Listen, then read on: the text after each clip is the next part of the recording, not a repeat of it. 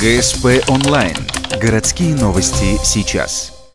Суббота, 21:30. Площадь у Городского дворца культуры. Концерт-марафон, посвященный 70-летию победы над фашистской Германией. Песни на военную тематику, костюмы фронтовых лет. Все, чтобы создать атмосферу 40-х годов. Подготовка проводилась тщательная. Например, ансамбль народного танца «Елочка» репетировал 2 месяца. Как результат, 17 танцевальных номеров.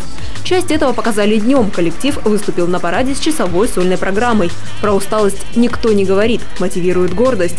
Каждый из участников коллектива к этому отнесся по-своему. Каждый знает, где у кого кто дед.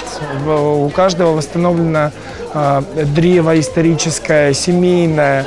И сегодня мне было очень приятно, когда дети рассказывали о том, у кого бабушка, у кого дед, где какие медали получил, где воевал, как это сложилось в их семье.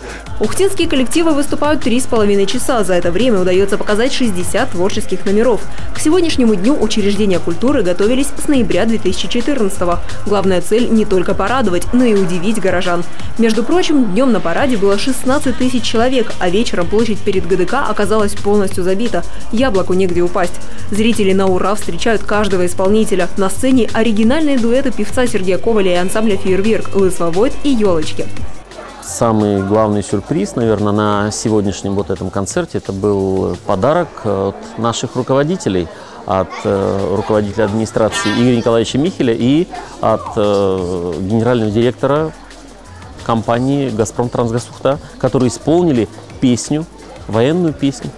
Специально к юбилейной дате особый подарок. Сразу после концертной программы светодинамическое шоу. На стену одного из зданий запускают проекцию видео «Хроники войны». Владимир Юрковский с гордостью отметил, что подобное шоу в Сыктывкаре идет около 2 минут, а у нас около 10. После – красочный салют. Он становится яркой точкой в сегодняшнем дне, но не в череде праздничных мероприятий. Один из масштабных проектов – фильм. Съемки еще идут. Показ запланирован здесь же, на День Республики Коми, 22 августа.